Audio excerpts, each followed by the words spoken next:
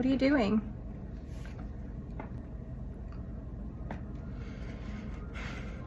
I never get anything done with this boy around. He's...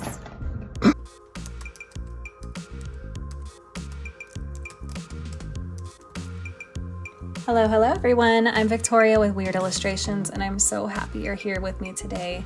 Thank you so much for tuning in. Okay, so now that I have satiated my master, the Overlord, Mac, I'd love to show you my process for creating this piece, which was inspired by a Procreate color palette that I've created. You can download the palette for only $1. The link is in the description below. Now, real quick, I'll show you the time-lapse replay of the sketching process for this piece. I'm sorry I didn't record it overhand. I was just kind of in the middle of something else when I decided to sketch this piece. But anyway, here's the sketch, and now let's continue. So this is the color palette I'm using today. It's called Ember and Ink. The digital download is available to all members of my Patreon, but if you don't want to pay for it, I'm not here to gatekeep. Just screenshot this real quick, and then you can import it into Procreate yourself. And feel free to ask in the comments if you need help on how to do that. Now let's start with a new layer on top of our sketch layer.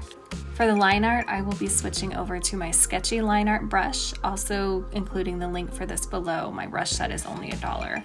And I'll be choosing one of the darker colors from our palette. Okay, let's lower the opacity of our sketch layer now, and then I'm going to turn on the Drawing Assist for the new layer.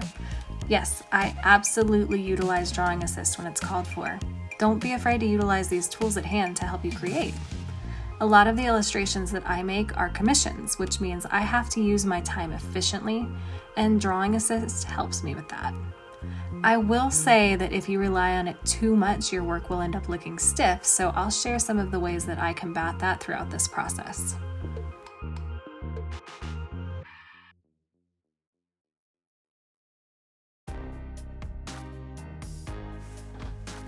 Alright, I like to keep things on separate layers when I'm drawing in Procreate, so I'll create a new layer for the sweater line art. As I mentioned before, a lot of the work I do is commission-based, so I have to be able to easily adjust things if a client requests that I do so. Separate layers makes it so much easier to manage that. Okay, now I'm moving on to the line art for the eyes. I like to place this layer towards the top because I usually want those lashes to be in front of everything else. I'm still using my sketchy line art brush here because it really does a lot of the work for me. I can really utilize the pressure that I'm placing on the Apple Pencil to get those perfect strokes.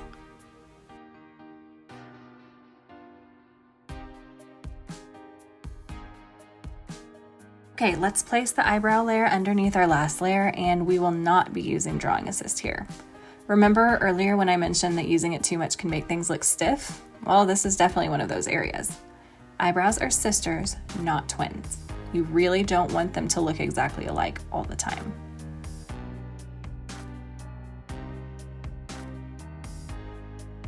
All right, it's time to add in the little cheek swirls that I love so much. Obviously, it's optional. It's just a stylistic choice that I have in all of my work. I forgot to add this in earlier when I was sketching, as I almost always forget something. Usually I like to sketch out a guide for the cheekbones. It's going to help me place those little swirls, and later it will help me place the brush appropriately as well. Okay, now we're going to add in the lips. This is another spot where I let Drawing Assist do the heavy lifting for me.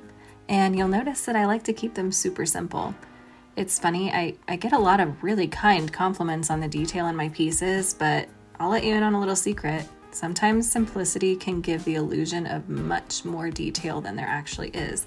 So just keep it simple.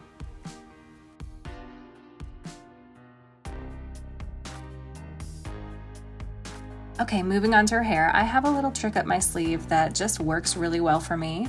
Let me know if it's helpful for you or if you think I'm just crazy for doing this. Anyway, I like to have two separate hair layers, one in the front of the drawing and one in the back.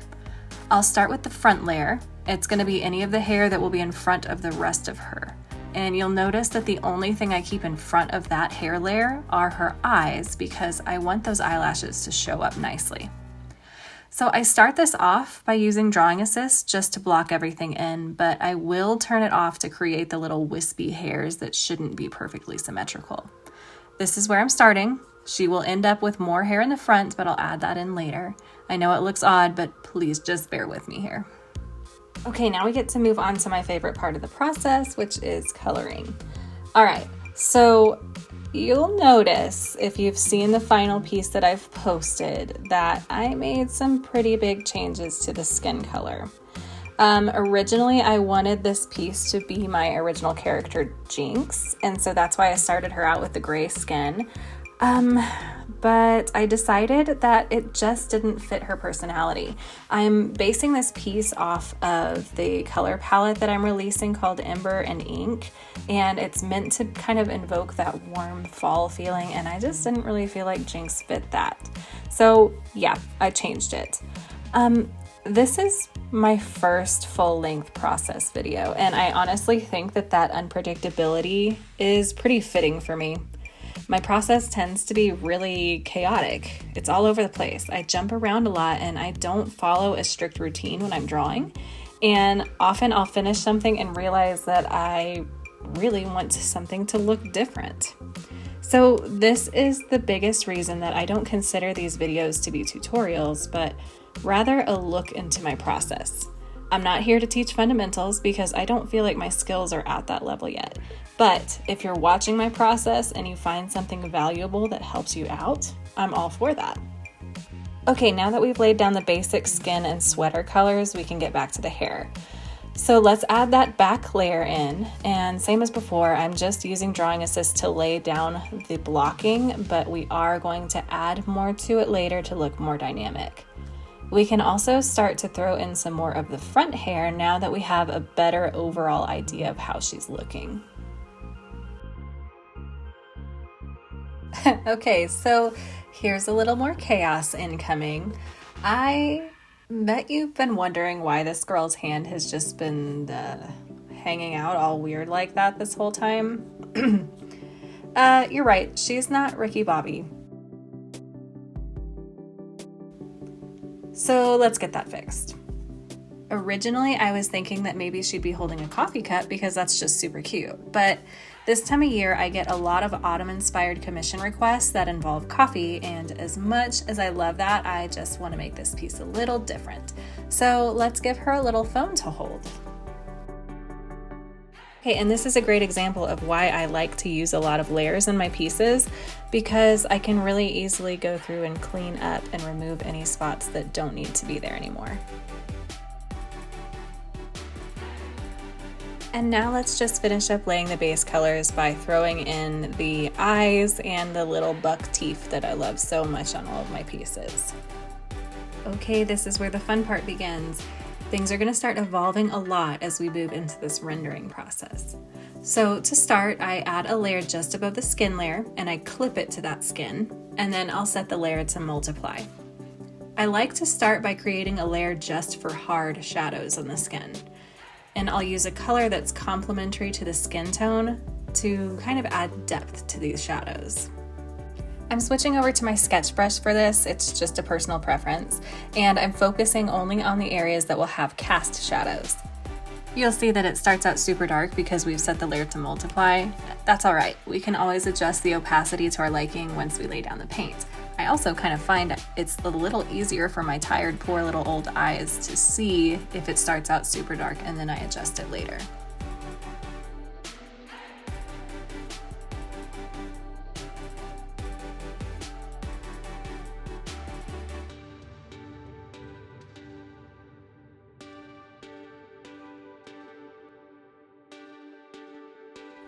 Now let's add some softer shading in. Again, this is going to be on a separate layer, clipped to the base skin layer and set to multiply. This time, however, I'm just going to use the same skin color as the base layer and not a complementary color. You can do what feels right to you, and a lot of art gurus will tell me I'm wrong for this. That's fine. I just view this layer as part of the skin and not a hard shadow, and it just makes more sense to me to keep the color the same. I know, I'm quite the rule breaker. This is when I switch over to my watercolor brush to give the piece a more painted feel. Remember that sketch layer? I'm gonna pull it up so I can better see the facial structures like the cheekbones. I like to make my cheekbones super pronounced and give my girls sunken cheeks because, they're demons. I don't know, I guess it just feels right for them to look like that. It's just a stylistic choice. You do you, boo.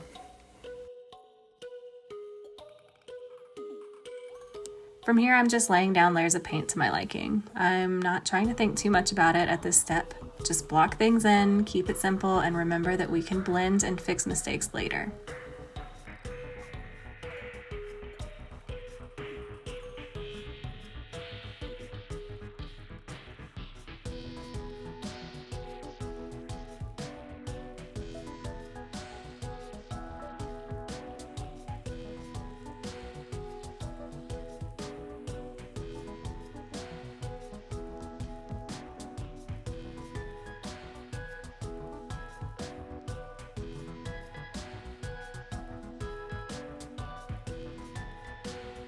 Okay, now let's whip out that blending brush, and hold up, I have to tell you how much I love this brush.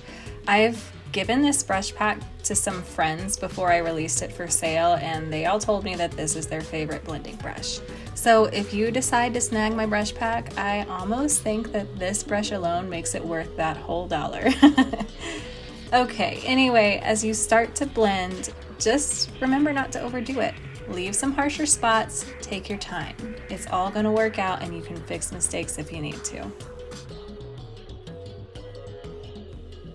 And as you're working with this blending brush, just keep in mind that it can sort of push color around.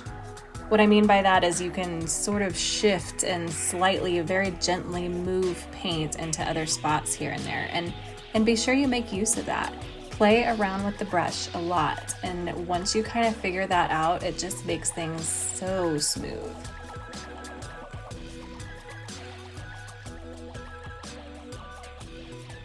Whoops, and I realized right here that I kind of forgot to add in this little shadow for the chin, so I'm just gonna throw that in and then keep blending.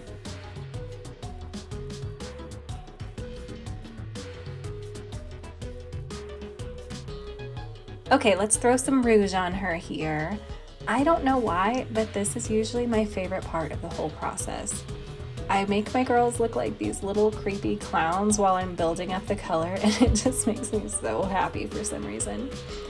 Anyway, I'll start to add colors to any spots on the skin that I feel like the sun would naturally color someone's skin. Cheeks, temples, nose, shoulders, and I'll add some to the fingertips as well.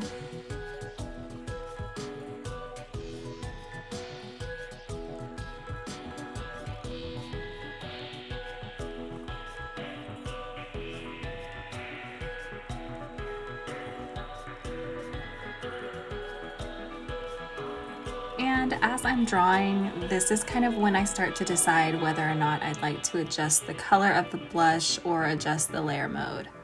This time I changed it to overlay just because I felt it worked really well with the rest of the coloring.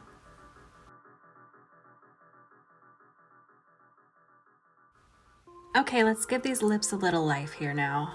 Pick a base color, and of course I ended up changing this color later, but it's fine. Clip a new layer to the lips, set it to multiply, and let's start adding some shading to these babies.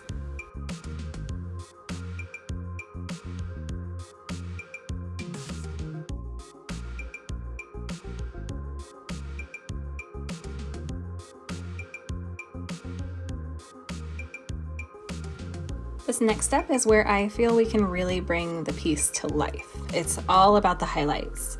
Adding highlights is almost like breathing energy into our piece. It helps define the form, it adds depth, and it creates this sense of dimension.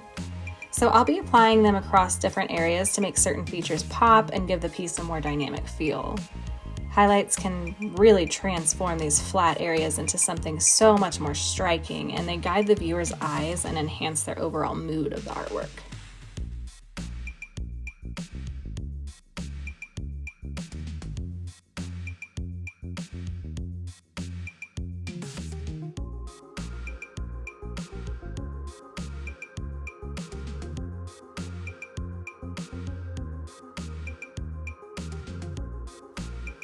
Just like with my other shading layers, I kind of jump around a little bit and I build the color slowly. Just take your time, really step back and take a look and decide what areas you want to bring the viewer's eye to, and that's where you're going to put more of the highlights.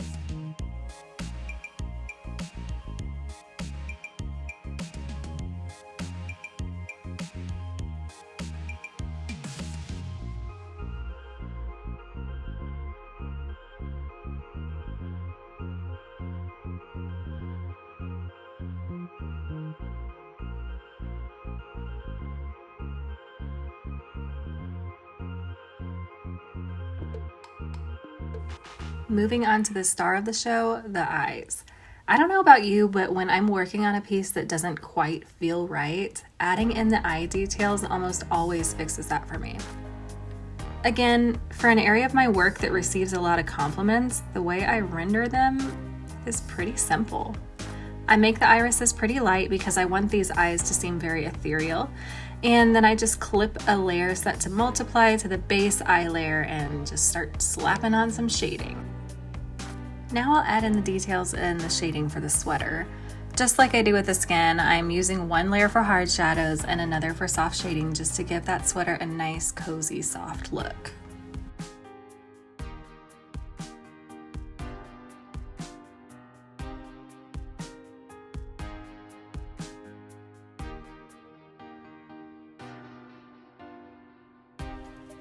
Now we can focus on some of the smaller details, like giving this phone some depth. I'll throw on a cute little pattern, draw it in the camera, and add some light shading.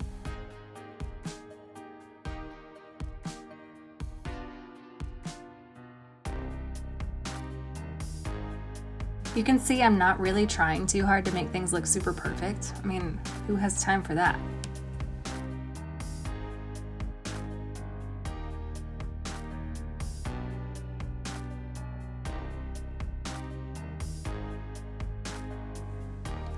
Moving on to the hair, this is where it's going to start making sense as to why I create two base hair layers.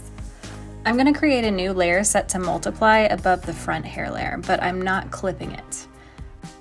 I'll start painting in the areas where more shadows will hit the hair and add in finer details to show the basic movement of the hair.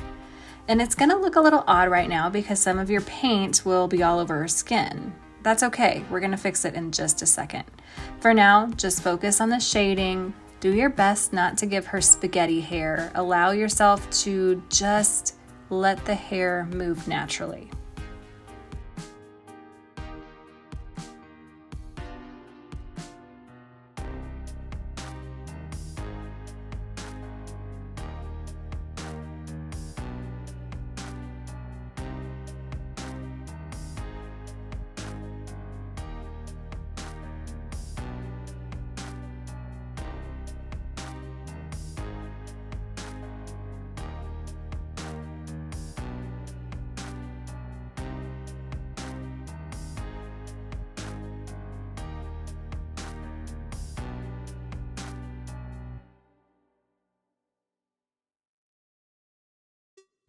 Once you've got the shading where you like it and you've blended everything out, clip it to the front hair layer. I know she looks insane right now, but just trust me. Let's duplicate that shading layer, bring it down to the back hair layer, and then clip it there too.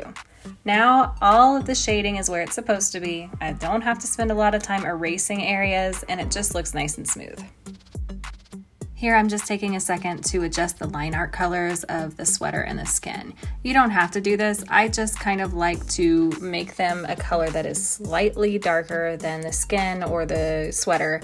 And I just feel like it kind of makes things flow a little better. But again, just a stylistic choice. You do whatever you think is best for your piece. I'm adding in her big dramatic eyelashes now. I'm not really sure why I always save this for later in the process. It's just how it always happens for me. But anyway, I'm using my sketchy line art brush because, again, the tapering is really intuitive.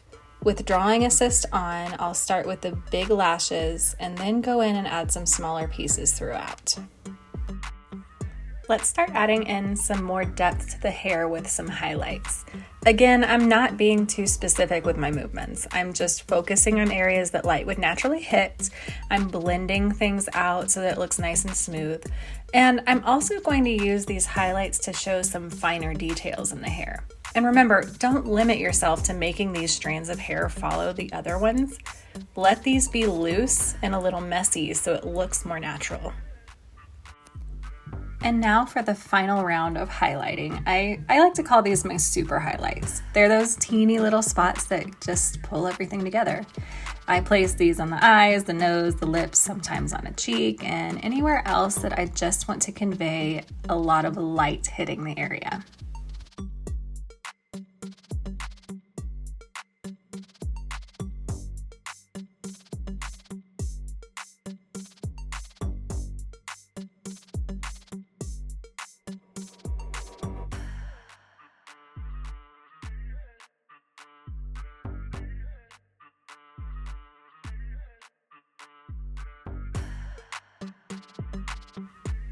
And yes, you do want to blend out some of these highlights as well. Just remember, same principle as before, don't overblend it. Now, if you know me, you know I love a ton of texture in my pieces, and one way that I like to add a little bit more of that is by placing a canvas texture on top of my work. So I'm going to the top layer. I'm going to pull my canvas texture brush. I'm just going to use a really light hand and brush that over the entire canvas, and then I'll set it to multiply and lower the opacity. And finally, I'm just going to start tossing in the final details, like the border that I like to put on all of my pieces and all the little dots that I like to have around my characters. And all right, that's it for this piece for now. Again, I ended up changing some things that you'll see in the final piece that I'm posting on Instagram and my other pages. But this video at least shows you the gist of the process. I promise that I will work my little tail off to try to figure out how to make these videos better for you. But if you have a moment, just let me know in the comments any suggestions or any questions you might have about this. Thank you guys so much for watching this. I really appreciate you, and I'll see you next time.